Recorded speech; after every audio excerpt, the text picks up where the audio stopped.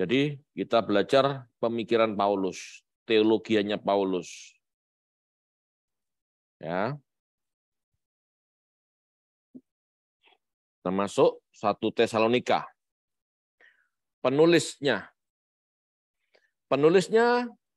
dari salam, ya, dari salam yang ada di awal surat Tesalonika mengidentifikasikan Paulus sebagai penulis dan juga menyebutkan Silvanus. Silvanus itu Silas dan Timotius. Ya. Jadi 1 Tesalonika adalah tulisan Paulus, tetapi juga menyebutkan Silvanus dan Timotius sebagai rekan sekerja. Ya, mereka rekan sekerja Paulus yang membangun gereja di Tesalonika dalam perjalanan misionaris kedua menurut Kisah 17 ayat 1 sampai 9. Ya, coba kita buka Kisah 17 ayat 1 sampai 9. Kisah 17.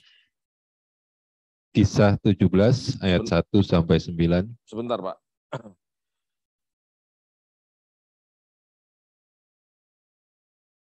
Kisah 17 ayat 1 aja.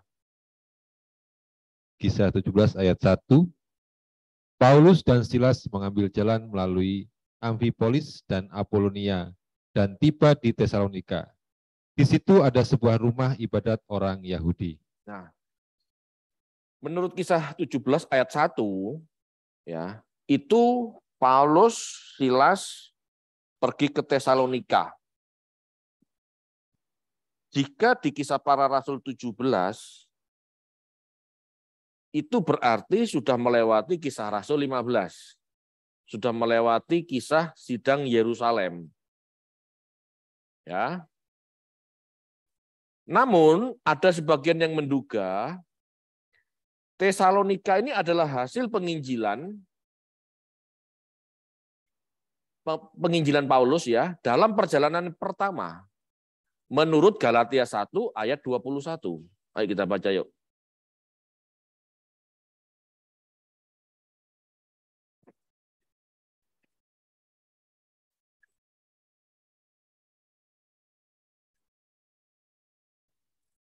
Galatia 1 ayat 21. Kemudian aku pergi ke daerah-daerah Syria dan Kilikia. Ya, di Galatia dikatakan, coba tampilkan. Daerah-daerah Syria, Kilikia. Itu Asia Kecil mendekati Yunani, ya, nyebrang dikit sudah Yunani. Jadi kemungkinan di Galatia 1 ayat 21 Paulus dalam perjalanan pertamanya bablas, lanjut terus sampai ke Yunani, sampai ke Tesalonika. Ya. Di sini sidang Yerusalem tahun 50. Menurut Kisah Para Rasul, ini kan sidang.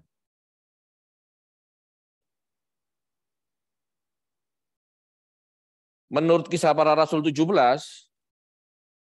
Paulus ke Tesalonika ini di sini. Ya, ini Kisah Para Rasul 17. Tapi kalau menurut Galatia, itu ada di sini. Ini Galatia. Galatia 1, 21. Ya, tolok ukurnya ini. Jadi kalau Anda baca di Galatia, itu kejadian di Tesalonika, itu sebelum sidang Yerusalem. Kalau Anda lihat, itu terjadi di tahun-tahun 11 atau 14 tahun setelah Paulus ke Arab. Ya, jadi pulang dari Arab, baru perjalanan trip pertamanya Paulus sebelum sidang Yerusalem. Disitulah Tesalonika. Tapi kalau menurut Kisah Para Rasul, itu setelah sidang Yerusalem. Karena sidang Yerusalemnya di pasal 15. Paham ya? Kok kayak gitu, Pak? Apakah kontradiksi? Bukan kontradiksi. Ya, tetapi kita harus memahami bahwa kitab suci itu bukan buku sejarah. Jadi tidak bisa diandalkan kesejarahannya, meskipun ada sejarah.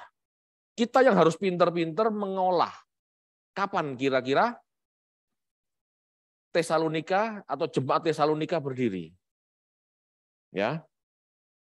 Kelihatannya kalau ngomong soal moral ya lempeng-lempeng aja, tetapi kalau mau dipelajari sungguh-sungguh banyak hal yang harus disesuaikan gitu. Kesan kontradiksi ini tidak boleh dianggap kesalahan, namun harus bisa disikapi dengan bijak atau cerdas. Ya. Misalnya, yang pertama, ini pertimbangan pertamanya. Jika kisah Tesalonika ini adalah kisah Paulus, maka kita lebih percaya surat Galatia dan Tesalonika sebagai referensi Paulus, sebagai referensi yang ditulis oleh Paulus sendiri. Keterangan di Kisah Para Rasul sebagai tulisan Lukas hanya sebagai pelengkap atau pembanding. Ngerti maksudnya ya? Ada dua versi berdirinya jemaat Tesalonika. Menurut Galatia sebelum tahun 50, menurut Kisah Para Rasul setelah tahun 50. Yang mana yang benar? Nah, kita harus memperhatikan. Ini kisahnya siapa? Ini kita belajar tentang apa? Belajar tentang Tesalonika. Oke, Tesalonika itu kisahnya siapa? Kisahnya Paulus. Ya berarti kita nurut Paulus. Karena Paulus yang ngerti ceritanya persisnya. Betul ya? Gitu loh. Sama seperti orang tabrakan. Atau anggap saja saya kecelakaan gitu ya. Lalu Anda dengar, Pak Tony, pendetamu kecelakaan kemarin. Tabrak truk, Pak. Ceritanya begitu. Tapi ujuk-ujuk saya muncul. Loh, Pak Bro, katanya ketabrak truk. Enggak. Ngerti maksudnya ya? Kan yang saya yang ngalami. Lah masa saya ketabrak truk bisa keluyuran? Kan gitu. Enggak. Mek kepepet. Misalnya seperti itu kan, gitu loh. Jadi pertimbangan ini harus apa ya? Harus masuk dalam belajar Alkitab, dalam baca Alkitab. Paham ya? Saya ulangi. Jadi jika kisah Tesalonika ini adalah kisah Paulus, maka kita lebih percaya surat Galatia dan Tesalonika sebagai referensi yang ditulis oleh Paulus sendiri. Keterangan di Kisah Para Rasul bisa diambil sebatas bisa dipahami sesuai dengan apa yang Paulus jelaskan. Kenapa? Karena Kisah Para Rasul bukan tulisan bukan tulisan Paulus, tetapi tulisan Lukas. Ini kisahnya tahun 50. Kisahnya tahun 50.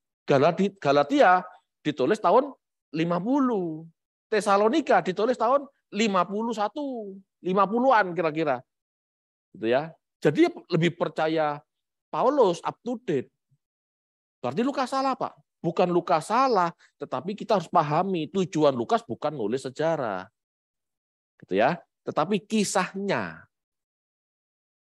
Ya, yang kedua, penulisan surat Galatia dan Tesalonika oleh Paulus diperkirakan tahun 50, betul ya?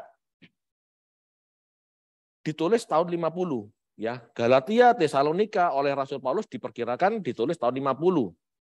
Di mana fakta peristiwa terjadi tidak lama sebelum penulisan surat tersebut. Jadi surat 1 dan 2 Tesalonika ini ditulis tidak lama, ya, ditulis tidak lama setelah ini, mungkin 6 bulan sampai 1 tahun dari kisah perjalanan Tesalonika. Selisihnya cuma 6 bulan sampai setahun dari perjalanan Paulus ke Tesalonika. Jadi surat Galatia, surat 1 Tesalonika itu up to date, ya. Ini lebih faktual daripada surat Kisah Para Rasul yang ditulis Lukas sekitar tahun 80-an. Jadi Lukas ini menulis, ya, kalau Anda dengerin kemarin, kitab Lukas ditulis antara tahun 70 sampai 80 kan? Masih ingat ya? Markus 60 sampai 70 kira-kira. Matius 65 sampai 75 kira-kira. Lukas itu 70 sampai 80 kira-kira. Dan Kisah Para Rasul ditulis setelah kitab Lukas selesai. Setelah Injil Lukas selesai, baru Lukas tulis Kisah Para Rasul.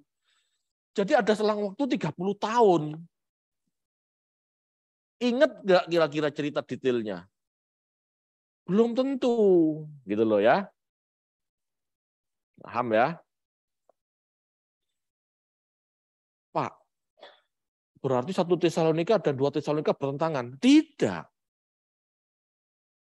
Berarti Kisah Para Rasul dan 1 Tesalonika bertentangan? Tidak. Tetapi kita harus cerdas memahaminya. Gitu ya. Begitu juga melihat, ya. Makanya pentingnya belajar PA, mendalami PA, kitab per kitab itu.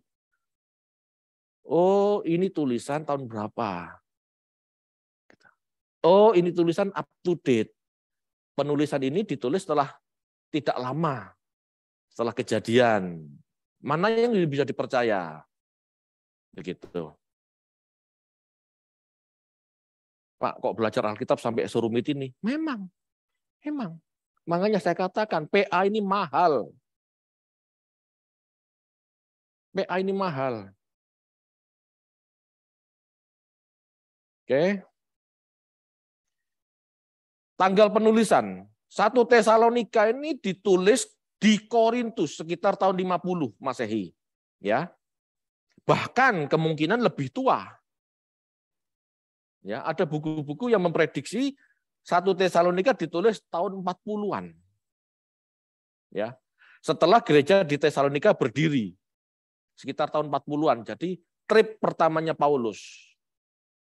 Setelah 3 tahun di Arab, dia melakukan perjalanan penginjilan yang pertama. Ya, itu antara tahun 40 sampai tahun 50. Ya, itu. Tesalonika didirikan di daerah Laut Aegea. Ya, Tesalonika merupakan kota paling menonjol di Roma. Di Kekaisaran Roma menonjol. Ya, Provinsi Makedonia, terletak di Provinsi Makedonia di utara Yunani, yang berperan sebagai pusat angkatan laut dan pusat komersil seperti Korintus, ya, seperti Korintus di selatan. Jadi di utara ada Tesalonika, di selatan ada Korintus. Ini sama-sama kota pelabuhan, sama-sama banyak penduduknya banyak berasal dari bangsa-bangsa, campuran berarti gitu ya, majemuk banget. Di situ pusat perdagangan, ya. Penduduk Tesalonika campuran dari berbagai bangsa dan budaya, termasuk orang Yahudi dengan kelompoknya sendiri juga banyak. Jadi Paulus ke sana menemui orang-orang Yahudi, mendirikan gereja di sana. Paulus dibentuk oleh orang-orang Yahudi yang percaya Kristus. Jadi itu cara paling mudah. Jadi Paulus ke sebuah kota, masuk sinagog, khotbah di sana tentang Yesus. Banyak yang percaya, mereka mendirikan jemaat. Udah gitu aja, itu paling gampang. Jadi Paulus merebut jemaat orang, Pak. Ya mirip-mirip begitulah. Iya kan? Cuman kalau di sini sekarang ribut. Ya kan? Kalau dulu ya biasa sajalah. Ya, tapi ribut. Akhirnya Yahudi kan ribut. Jadi beberapa orang percaya pemberitaan Paulus bahwa Yesus adalah Mesias, Yesus adalah Tuhan. Orang Yahudi yang tidak percaya Yesus marah. Ya, orang-orang Farisi itu marah. Banyak gereja awal dibentuk oleh orang Yahudi yang percaya Kristus. Namun jemaat di Tesalonika kebanyakan orang non-Yahudi, bekas pemuja berhala. Ya, kita baca yuk pasal 1 ayat 9.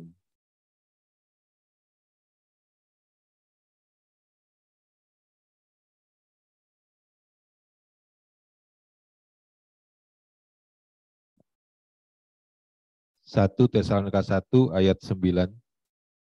Sebab mereka sendiri bercerita tentang kami, bagaimana kami kamu sambut dan bagaimana kamu berbalik dari berhala-berhala kepada Allah untuk melayani Allah yang hidup dan yang benar. Oke. Jadi didirikan oleh orang Yahudi, jadi gereja mula-mula di sana itu didirikan oleh orang Yahudi, tapi jemaatnya kebanyakan orang non-Yahudi. Kebanyakan orang-orang Yunani dan orang-orang sekitar ya bangsa-bangsa lain itu. Bangsa-bangsa yang majemuk yang ada di Tesalonika. Jemaat mula-mula ini mengalami penganiayaan oleh sesama penduduk dan diganggu oleh orang-orang Yahudi. Kita baca yuk. Pasal 1 ayat 6. 1 Tesalonika 1 ayat 6. Dan kamu telah menjadi penurut kami dan menurut Tuhan. Dalam penindasan yang berat kamu telah menerima firman itu dengan sukacita yang dikerjakan oleh Roh Kudus. Pasal 2 ayat 14.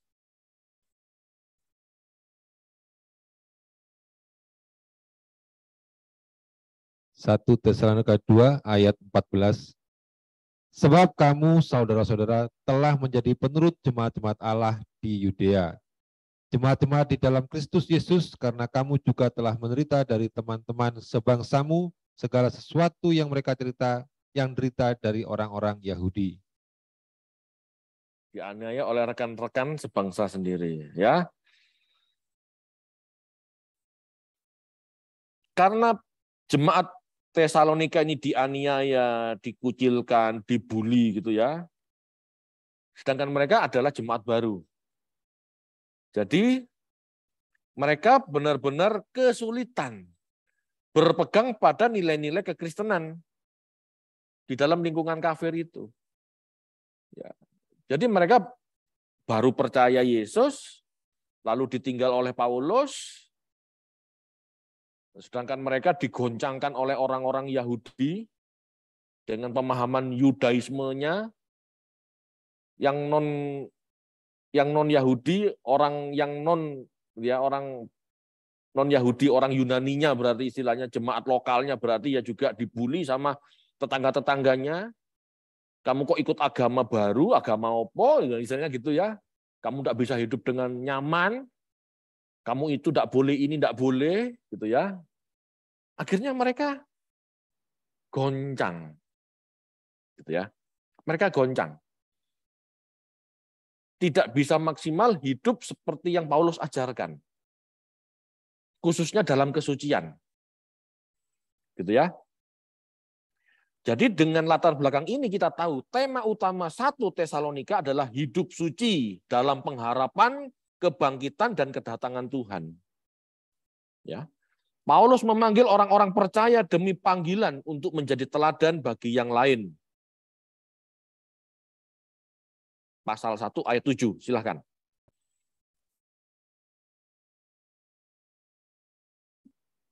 Satu Tesalonika 1 ayat 7. Sehingga kamu telah menjadi teladan untuk semua orang yang percaya di wilayah Makedonia dan Akaya. Ya.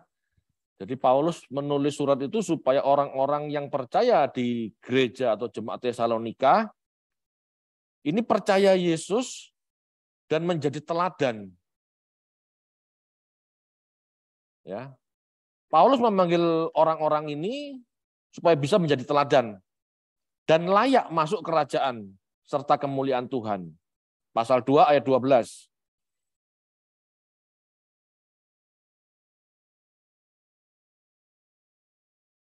Satu Tesalonika 2 ayat 12. Dan meminta dengan sangat supaya kamu hidup sesuai dengan kehendak Allah yang memanggil kamu ke dalam kerajaan dan kemuliaannya. Oke. Paulus juga berharap mereka tetap berdiri teguh dalam iman, itu di pasal 3 ayat 8. Hidup suci di pasal 3 ayat 13, 4 ayat 3. Ya. Jadi itulah tema-tema utamanya. Surat ini menekankan keyakinan Paulus soal kedatangan Tuhan untuk menjemput mereka yang diyakini akan segera terjadi. Sehingga mereka mempertanyakan bagaimana nasib orang yang sudah mati. Jadi temanya selain hidup suci, temanya juga tentang kedatangan Tuhan. Ini masih satu rangkaian. Paulus menekankan hidup suci karena Paulus meyakini kedatangan Tuhan tidak lama lagi. Tuhan datang akan menjemput kita, gitu loh. Ayo hidup kudus supaya kalau Tuhan datang kita layak bersama Dia. Jadi hidup kudus itu supaya layak ya. Bukan supaya masuk surga, supaya layak. Hidup kudus itu supaya kita pantas, gitu loh. Dikatakan mereka bingung. Kenapa? Bagaimana dengan yang mati? Ingat, ini kan belum ada doktrin seperti sekarang. Orang sekarang mati dibangkitkan, Pak. Lalu bersama-sama dengan Tuhan. Itu belum ada. Pemahaman itu belum ada. Pemahaman itu nanti masih. Gitu. Ya. Ini baru akan dijelaskan. Dulu pada saat Tesalonika berdiri, pemahaman itu belum muncul. Ya, nanti setelah surat Paulus muncul, gitu ya, baru mereka mengerti. Itu kan penjelasannya. Gitu loh. Jadi pada saat itu mereka mempertanyakan bagaimana yang mati ditinggal. Oh enggak, ya akan dibangkitkan. Nah itu nanti. Jadi tema utamanya itu hidup suci supaya kamu layak masuk kemuliaan Tuhan, diangkat bersama-sama Tuhan. Gitu. Itu tema utamanya. Oke, sekarang kita jabarkan. Di pasal 2 ayat 4 sampai 7, Paulus menulis bahwa pemberitaan Injilnya adalah untuk menyukakan Allah, bukan manusia. Sehingga jelas sekali bahwa nasihat-nasihat Paulus langsung mengenai sasaran, sesuai penyakit jemaat. Kalau sekarang pendeta khotbah di depan mimbar, ngomong sesuatu yang lagi hangat, yang dialami jemaat, langsung dianggap apa? Nyindir, kan gitu. Tetapi sebetulnya memang begitulah khotbah. Seharusnya memang khotbah itu menyindir jemaat supaya jemaat sadar akan kesalahannya. Seharusnya. Gitu loh. Jadi kalau ada yang tersinggung, aneh. Karena Rasul Paulus juga seperti itu. Di pasal 2 ayat 4 sampai 7, tolong dibaca. 1 Tesalonika 2 ayat 4 sampai 7. Sebaliknya, karena Allah telah menganggap kami layak untuk mempercayakan Injil kepada kami, karena itulah kami berbicara, bukan untuk menyukakan manusia, melainkan untuk menyukakan Allah yang menguji hati kita. Karena kami tidak pernah bermulut manis, hal itu kamu ketahui, dan tidak pernah mempunyai maksud loba yang tersembunyi, Allah adalah saksi. Juga tidak pernah kami mencari pujian dari manusia, baik dari kamu maupun dari orang-orang lain, sekalipun kami dapat berbuat demikian sebagai rasul-rasul Kristus. Tetapi kami berlaku ramah di antara kamu, sama seperti seorang ibu mengasuh dan merawati anaknya. Jelas ya? Surat Paulus itu. Paulus itu hamba Tuhan, bukan hamba jemaat. Paulus itu hamba Tuhan untuk melayani jemaat. Melayani dalam arti apa? Meluruskan jemaat, mendidik jemaat. Jadi memang sudah seharusnya menegur ya kesalahan jemaat. Sudah seharusnya khotbah-khotbah itu nyindir jemaat, nyindir dosanya jemaat supaya dosa jemaat bisa ditinggalkan. Harusnya begitu. Jangan jadi malah, loh Pak Pendeta nyindir saya ya. Loh kamu mau berubah apa enggak? Kan gitu. Sebetulnya begitu, khotbah yang benar itu begitu. Paulus mengirim Timotius untuk menguatkan iman jemaat Tesalonika. Ya, iman mereka kurang. Mungkin mereka masih terpengaruh cara hidup kafir, percabulan, ya, tidur dengan saudaranya. Pasal 4 ayat 3 sampai 7. Ayo dibaca yuk. Jadi ini masalahnya gereja Tesalonika.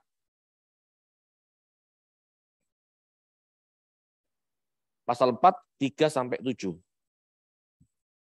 1 Tesalonika 4 ayat 3 sampai 7.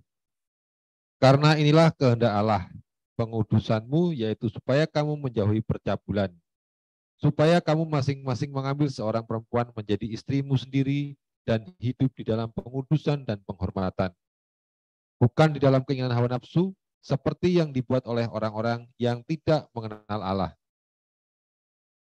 Dan supaya dalam hal-hal ini orang jangan memperlakukan saudaranya dengan tidak baik atau memperdayakannya. Karena Tuhan adalah pembalas dari semua ini. Seperti yang telah kami katakan dan tegaskan dahulu kepadamu. Allah memanggil kita bukan untuk melakukan apa yang cemar, melainkan apa yang kudus. Ya, jadi itu masalah jemaat Tesalonika. Jadi kalau Paulus berkata pedes, gitu ya, bahkan terkesan marah, gitu ya, itu karena memang Paulus sedang menegur dosa jemaat. Dosa apa? Percabulan di situ. Jadi di dalam budaya Yunani, cara hidup Yunani, homo, lesbi, biseksual, pedofilia itu hal yang wajar. Cowok sama cowok, cewek sama cewek, cowok dewasa sama anak kecil, laki-laki, itu umum. Bukan dosa. Bagi cara hidup Yunani. Gitu loh. Ya. Dalam hal ini gini, jadi bisa dipahami ya. Jadi setelah mendirikan jemaat Tesalonika, Paulus pulang atau sidang di Yerusalem, gitu ya. Lalu Paulus mengutus Timotius ke Tesalonika lagi untuk menguatkan mereka. Sekembalinya dari Tesalonika, Timotius ini laporan, jemaat di sana baik-baik, tetapi ada beberapa yang hidup dalam percabulan dengan cara hidup lamanya. Akhirnya Paulus membuat surat 1 Tesalonika sebagai teguran kepada jemaat Tesalonika. Gitu loh ya. Jadi ini laporannya Timotius. Ya. Jadi ajakan Paulus kepada mereka agar memiliki istrinya masing-masing. Tadi sudah dijelaskan ya. Milikilah istrinya sendiri. Maksudnya kalau kamu punya istri A, ya sama A saja gitu loh. Jangan tidur sama saudaramu. Nah, itu kan saudara, enggak boleh incest. Gitu loh. Tidurlah sama istrimu sendiri, jangan sama saudaramu. Jangan juga dengan yang lain. Paulus berkata, kalau kalian hidup sopan atau berkebiasaan baik atau hidup terhormat, tidak seperti kebiasaan kafir, maka orang-orang yang tidak percaya kepada Kristus akan menghormati kalian. Pasal 4 ayat 12, silahkan. 1 Tesalonika 4 ayat 12. Sehingga kamu hidup sebagai orang-orang yang sopan di mata orang luar dan tidak bergantung pada mereka. Jangan bergantung pada mereka, maksudnya jangan ngikuti cara hidup mereka. Ojo melok-melok istilahnya. Punyalah keyakinan sendiri, jangan goyah. Kalau kamu setia sama ajaranku, Paulus, ajaran Injilnya, hidup kudus, kamu akan dihormati mereka. Gitu loh. Mungkin mereka tidak suka, tapi mereka akan terpesona sama hidup disiplinmu. Jadi Paulus juga mengajarkan moral. Bukan lantas jadi Kristen, percaya selamat, sekali selamat tetap selamat. Tidak. Paulus juga mengajarkan moral. Kamu harus jadi teladan. Kamu harus jadi teladan. Kamu harus layak masuk ke dalam kemuliaan Allah.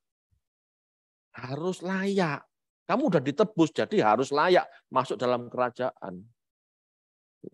Dan bagi sesama, kamu bisa dihormati. Kamu bisa jadi teladan. Ya, ini ajaran Paulus. Lanjut. Ajakan Paulus untuk hidup tak bercacat, kudus, dan berkenan kepada Allah adalah untuk mempersiapkan diri menjelang kedatangan Tuhan yang mereka yakini akan segera terjadi. Ya.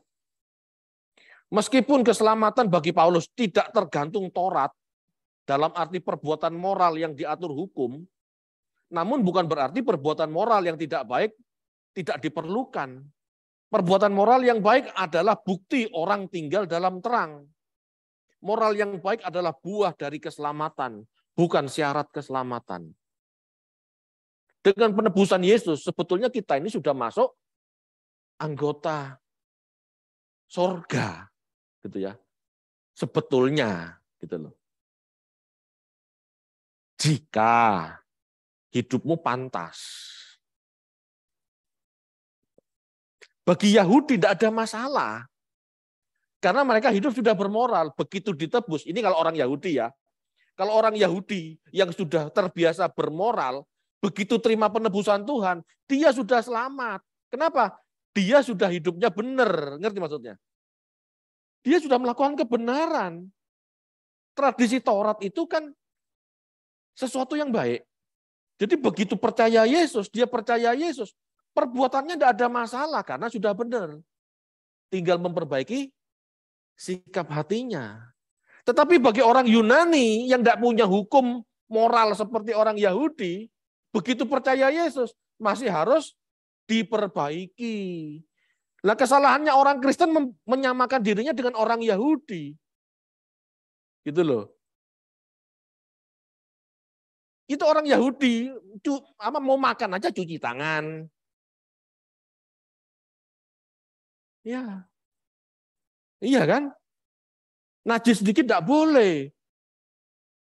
Benar-benar tertib, benar-benar disiplin. Jadi begitu dia ditebus, ya sudah, aku milikmu Tuhan.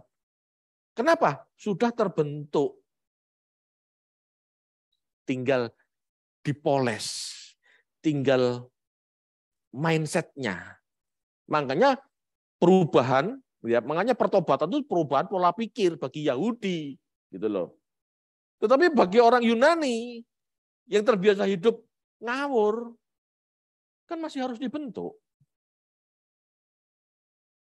Nah, ada golongan yang merasa kalau sudah tebus Yesus pasti selamat. Selamat dari mana? Hidupmu masih tidak benar, moralmu masih tidak benar. Jangan bandingkan dirimu seperti orang Yahudi yang memang sudah bermoral. Mereka sudah memberi sedekah, memberi perpuluhan, memberi pajak 30% loh. Lah orang Kristen 10% aja bangga. Apalagi orang-orang yang sudah mendengar suara kebenaran, yang katanya tidak perlu perpuluhan. Malah pelit, malah tidak ngasih kadang-kadang. Itu saya amati seperti itu. Memang ada yang benar-benar juga akhirnya berani memberi lebih, berani segenap hati itu ada. Tetapi banyak yang tidak. Seperti ini, gitu ya. Merasa sudah selamat. Kalau Yahudi yang sudah terbiasa ngasih 30%, begitu Tuhan kasih penebusan, ya memang sudah selamat. Kenapa? Sudah kasih 30%, sudah beribadah setiap hari, doanya sehari 3-5 kali. Loh. Setiap Sabat menguduskan diri bersama keluarga kita. Sing kluyurlan lah, sing kerja lah, sing macam-macam masih kan. Ngerti ya? Cara membandingkan itu begitu.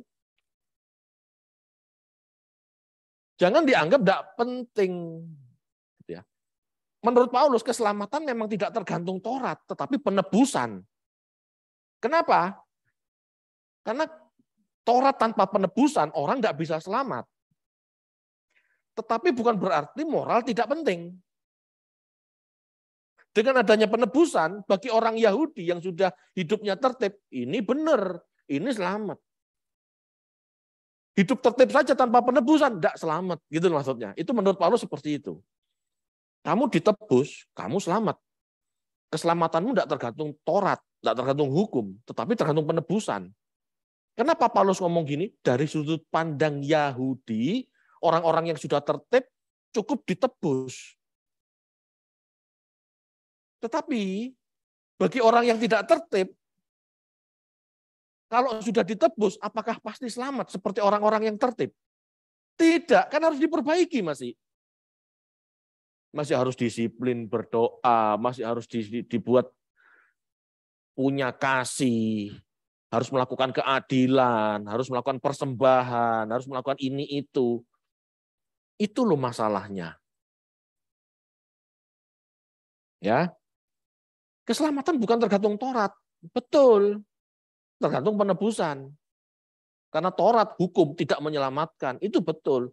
Tetapi bagi orang yang sudah bermoral atau berhukum, penebusan itu tuntas, selesai karena dia sudah benar gitu loh. Bingung? Apa jelas? Bagi orang yang sudah mandi, begitu ada teman yang jemput, dia cuma ganti baju. Betul? Karena dia sudah mandi. Ada jemputan, dia berangkat. Selamat dong, sudah. Tetapi ada jemputan lewat, kalau kita belum mandi, apa ganti baju toh? Enggak. Kita harus mandi dulu. Paham ya? Ilustrasinya gitu loh. Jadi jangan dibuat simpel.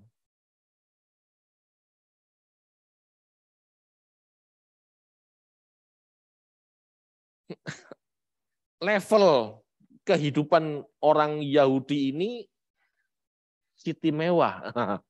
Istimewa gitu loh sebetulnya. Tetapi jangan merasa kamu sebagai orang Yahudi, jangan merasa kalau kamu istimewa itu bisa selamat dengan usahamu. Gitu loh maksudnya Tuhan, maksudnya Paulus. Perlu penebusan, karena bagaimanapun sebelum kamu istimewa, kamu juga berbuat dosa kan? Perlu penebusan. Dengan penebusan inilah hidupmu yang kamu usahakan disiplin ini, tertib ini, berkenan di hadapan Allah. Tetapi untuk orang yang belum tertib, begitu ditebus, apa? Ya harus ditertibkan dulu. Paham ya?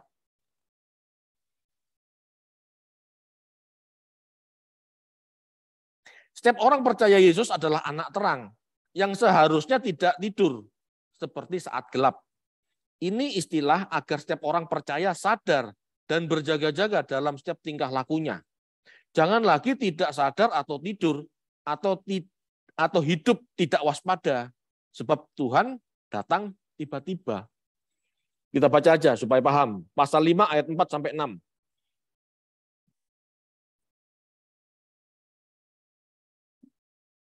1 Tesalonika 5 ayat 4 sampai 6. Tetapi kamu saudara-saudara, kamu tidak hidup di dalam kegelapan, sehingga hari itu tiba-tiba mendatangi kamu seperti pencuri. Karena kamu semua adalah anak-anak terang dan anak-anak siang. Kita bukanlah orang-orang malam atau orang-orang kegelapan. Sebab itu baiklah jangan kita tidur seperti orang-orang lain, tetapi berjaga-jaga dan sadar. Gini, ada terang, ada gelap. Orang percaya Yesus berarti anak terang, orang tidak percaya Yesus berarti dalam kegelapan. Ya, istilahnya Paulus itu seperti itu. Orang percaya Yesus dalam terang berarti orang itu harus sadar, harus berjaga-jaga. Orang siang hari itu tidak tidur kan, itu sadar. Dia tahu harus berbuat apa, dia tahu harus bekerja, dia tahu harus ke sawah, dia tahu bagaimana cara membajak sawah. Ini orang-orang sadar. Bandingkan dengan orang-orang dalam gelap, dalam malam maksudnya, orang ini tidur. Orang tidur, dia nggak ngerti apa-apa. Orang dalam terang, orang ikut Yesus, berarti dia tahu keberadaannya. Dia tahu salahnya dan dia tahu harus berbuat apa. Orang dalam gelap, orang yang tidur, tidak tahu berbuat apa-apa. Tidak ngerti apa-apa, tidak ngerti siapa dirinya, dari mana harus berbuat apa, kemana arah hidupnya tidak tahu. Ya. Jadi pesannya Paulus dalam surat ini, kalau kamu percaya Tuhan, berarti kamu percaya. Kalau kamu percaya Tuhan, berarti kamu hidup dalam terang. Berarti kamu sadar, punya kesadaran, punya kewaspadaan. Hiduplah dengan tertib. Hiduplah dengan benar, tertib. Supaya Tuhan sewaktu-waktu datang, kamu siap menyongsong Dia. Itu maksudnya. Jangan seperti orang tidur. Tuhan datang, kamu nggak tahu. Maling lewat, kamu nggak ngerti. Itu orang nggak sadar. Nah, sekarang renungkan sejauh mana kesadaran Anda bahwa hidup ini harus mengarahkan ke sorga, harus mengarahkan diri ke kerajaan Allah. Sejauh mana Anda sadar? Atau yang penting jadi Kristen, yang penting besok melok SKI kan sudah SK. Jangan seperti itu.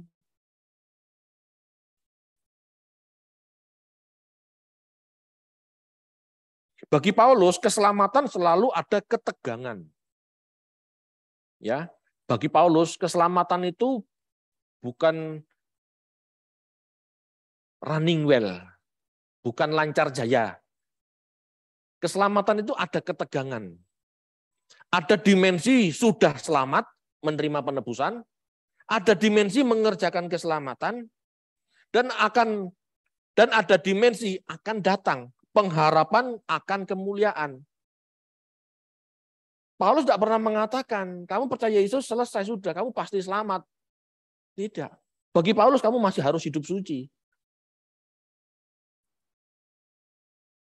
Bagi Paulus setelah kamu ditebus, kamu selamat. Memang, tetapi harus mengerjakan keselamatan. Harus hidup suci, harus hidup tertib.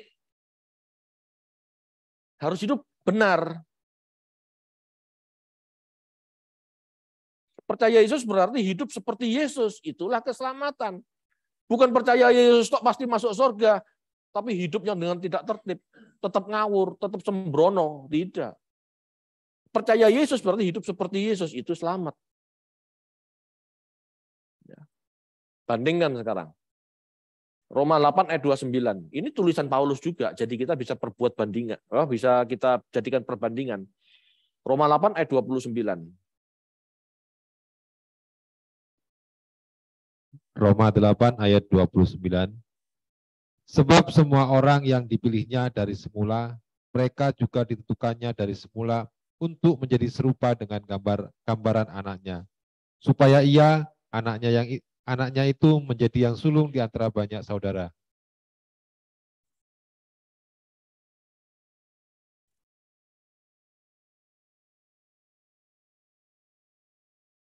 Coba Pak Erwin, dibaca lagi pelan-pelan Pak. Tidak usah buru-buru Pak. Roma 8 ayat 29. Sebab semua orang yang dipilihnya dari semula, mereka juga ditentukannya dari semula untuk menjadi serupa dengan gambaran anaknya. Stop. Ditentukannya dari semula untuk menjadi serupa dengan gambaran anaknya. Sudah ditentukan. Kamu percaya Yesus, berarti kamu harus serupa dengan Yesus. Itu baru selamat. Ditentukan standarnya Yesus. Kalau tidak sama dengan Yesus, tidak selamat.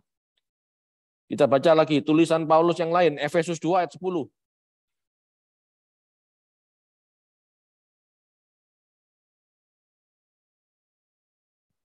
Efesus 2 ayat 10.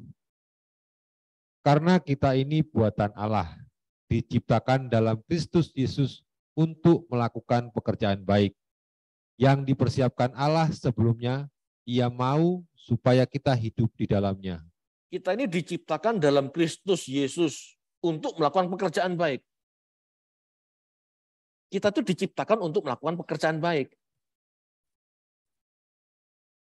Dididik oleh Yesus, dibentuk oleh Yesus untuk melakukan pekerjaan baik.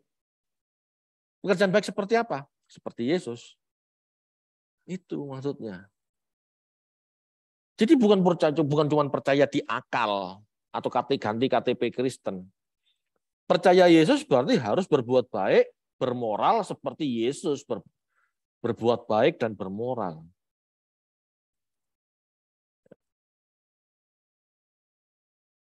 Jadi wajar enggak kalau Paulus menegur jemaat Tesalonika? Wajar. Kenapa? Hidupnya enggak tertib.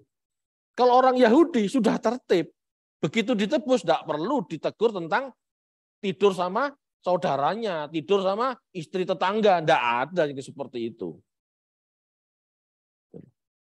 Mereka cuma merubah sikap hati. Dari dulu melakukannya takut Taurat, takut dirajam, dia cuma berubah pola pikirnya, sikap hatinya. Sekarang aku melakukan itu berdasar kasih. Kalau orang Yahudi gitu, ganti pikiran saja karena kelakuannya sudah benar. Tapi kalau orang non Yahudi, ya masih harus dibenerin. Karena tidur sama saudaranya, tidur sama pembantunya, tidur sama itu biasa. perlu dibentuk ulang, perlu diluruskan tingkah lakunya. Kalau orang Yahudi, bertobat itu apa? Perubahan pola pikir saja, karena hidupnya sudah tertib. Paham ya? Cara berpikirnya seperti itu.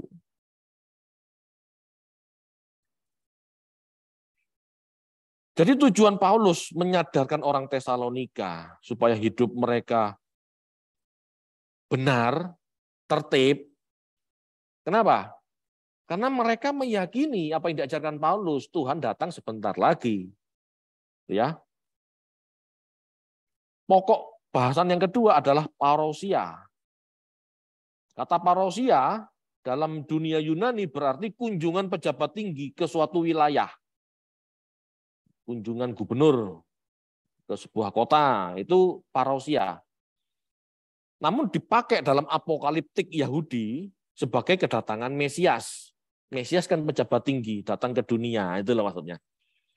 Ini berarti parousia oleh Paulus dipahami sebagai kedatangan Kristus yang kedua, bukan yang pertama. Kedatangan Kristus yang kedua sebagai raja, bukan sebagai hamba. Paham? Begitu dia dibangkitkan, naik ke surga, dia menjadi raja semesta. Bukan raja Yahudi ya, dia raja semesta.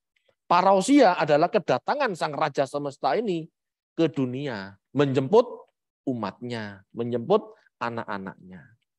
Itu. Ajaran Rasul Paulus tidak berbeda dengan apa yang diajarkan Tuhan Yesus dalam tulisan Yohanes. Ya, kalau kita bandingkan 1 Tesalonika 4 ayat 15-16, coba dibaca. 1 Tesalonika 4 ayat 15 dan 16. Ini kami katakan kepadamu dengan firman Tuhan. Kita yang hidup, yang masih tinggal sampai kedatangan Tuhan, sekali-kali tidak akan mendahului mereka yang telah meninggal. Sebab pada waktu tanda diberi, yaitu pada waktu penghulu malaikat berseru dan sangkakala Allah berbunyi, maka Tuhan sendiri akan turun dari surga dan mereka yang mati dalam Kristus akan lebih dahulu bangkit. Ya, jadi itu ajaran Paulus. Kita bandingkan dengan ajaran Tuhan Yesus. Matius 24 ayat 31.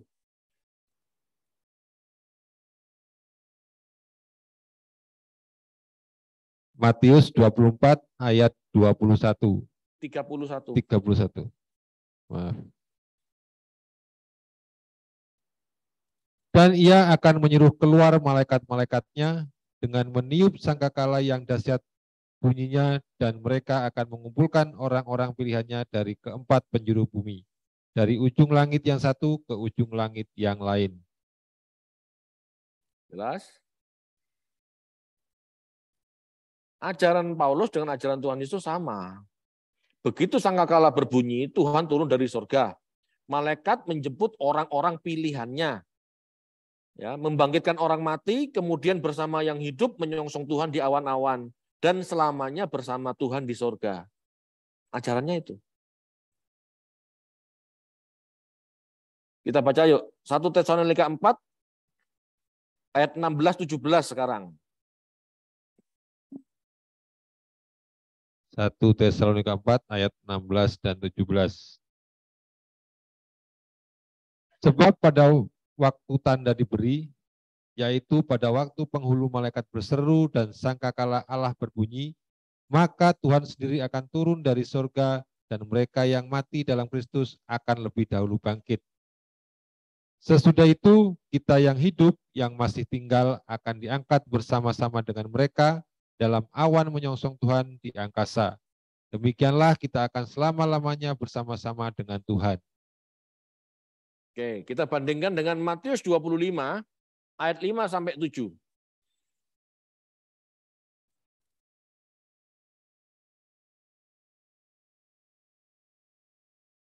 Matius 25 ayat 5-7. Matius 25 ayat 5-7. Tetapi karena mempelai itu lama tidak datang-datang juga, mengantuklah mereka semua lalu tertidur. Waktu tengah malam terdengarlah suara orang berseru, mempelai datang, songsonglah dia. Gadis-gadis itu pun bangun semuanya lalu membereskan pelita mereka. Jelas? Dari perbandingan dua teks, ya dua teks di dua surat yang berbeda ini, jelas Tuhan Yesus sebagai mempelai pria datang tiba-tiba. Tidak ada seorang pun yang tahu. Jadi kita sebagai mempelai wanita, gitu ya, harus selalu menjaga pelitanya, nuraninya. Sewaktu-waktu Tuhan datang, nurani kita benar. Sewaktu-waktu Tuhan datang, nurani kita tetap baik, tidak lagi keruh-keruhnya. Makanya harus waspada. Gitu. Karena Tuhan datang tiba-tiba. Ada dikatakan bagai kilat, jebret, selesai.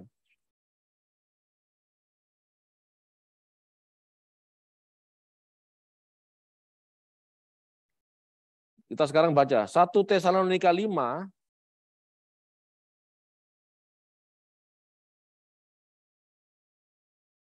ayat 2 sampai 7. 1 Tesalonika 5 ayat 2 sampai 7. Karena kamu sendiri tahu benar-benar bahwa hari Tuhan datang seperti pencuri pada malam. Apabila mereka mengatakan semuanya damai dan aman, maka tiba-tiba mereka ditimpa oleh kebinasaan. Seperti seorang perempuan yang hamil ditimpa oleh sakit bersalin, mereka pasti tidak akan luput. Tetapi kamu, saudara-saudara, kamu tidak hidup di dalam kegelapan, sehingga hari itu tiba-tiba mendatangi kamu seperti pencuri. Karena kamu semua adalah anak-anak terang dan anak-anak siang. Kita bukanlah orang-orang malam atau orang-orang kegelapan. Sebab itu baiklah jangan kita tidur seperti orang-orang lain, tetapi berjaga-jaga dan sadar.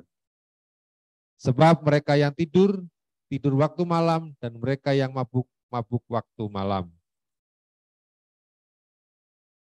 Kita bandingkan dengan Matius 24 ayat 42 sampai 43. Matius 24 ayat 42 dan 43. Karena itu berjaga-jagalah, sebab kamu tidak tahu pada hari mana Tuhanmu datang. Tetapi ketahuilah ini, jika tuan rumah tahu bahwa pada waktu mana pada malam hari pencuri akan datang, sudahlah pasti ia berjaga-jaga dan tidak akan membiarkan rumahnya dibongkar. Jelas? Hidup harus berjaga-jaga karena Tuhan datang sewaktu-waktu. Ya, dengan bagaimana hidup berjaga-jaga? Dengan tetap bekerja dengan giat, dengan tetap saling membangun, ya, seperti siang hari, gitu ya. Bekerja giat, saling membangun itu bisa dilakukan siang hari, malam tidak bisa, saat itu tidak ada lampu, ya. Maksudnya apa? Hidup berjaga-jaga itu hidup sadar diri, jangan terlena. Jangan tidur atau mabuk seperti malam hari, gitu loh. Benar-benar waspada. Tuhan datang itu mendadak. Tidak ada 7 tahun dianiaya antikris, lalu Tuhan datang, lalu 7 tahun lagi apa. Tidak ada tanda-tanda itu. Kalau ada tanda-tanda itu, ya kita bisa siap-siap kan? Paham, ngerti maksudnya? Tuhan Yesus tidak pernah ngomong tentang 7 tahun begini, 7 tahun tribulasi, 7 tahun aniaya, 7 tahun gereja diasingkan. Tidak ada. Tuhan datang mendadak. Semua baik-baik. Jebret Tuhan datang. Paulus juga ngomong seperti itu. Tidak ada tanda-tanda. Gereja diasingkan, aniaya antikris. Tidak ada. Apa yang dikatakan Paulus sama seperti apa yang dikatakan Yesus. Kedatangan Tuhan itu mendadak. Makanya kita harus siap. Loh, masih enak kalau antikris datang kan sebetulnya. Dengan begitu kita bisa siap. Oh, antikris ini tahun pertama, tahun kedua itu aja, tahun ke-7 Tuhan Yesus datang. Ya, kita kudus-kudusin aja. Enak kalau seperti itu. Enggak kayak gitu. Tuhan datang mendadak. Tiba-tiba. Itu pesan teologis tentang parousia. Ya, nanti kita bandingkan sama 2 Tesalonika. Kalau nutut. Jadi itu pesannya. Ayo hidup kudus. Ya, sama istrimu masing-masing. Jangan cabul. Karena Tuhan mau datang. Datangnya mendadak. Berarti kita harus siap. Itu loh pesan Tesalonika. Ya. Dan nasihat terakhir Rasul Paulus itu ada di pasal 5 ayat 12 sampai terakhir. Anda bisa baca sendiri. Pesannya di situ ya, intinya aja. Nasihat terakhir Paulus adalah agar jemaat menghormati pemimpin rohani. Menghormati dengan kasih karena pelayanan mereka. Ya. Juga hidup dalam damai dengan siapa saja. Bersuka senantiasa, tetap berdoa, dan ujilah segala sesuatu. Anda bisa baca itu. Ya. Hormatilah pemimpin rohani. Hormatilah dengan kasih karena pelayanan mereka. Itu jelas.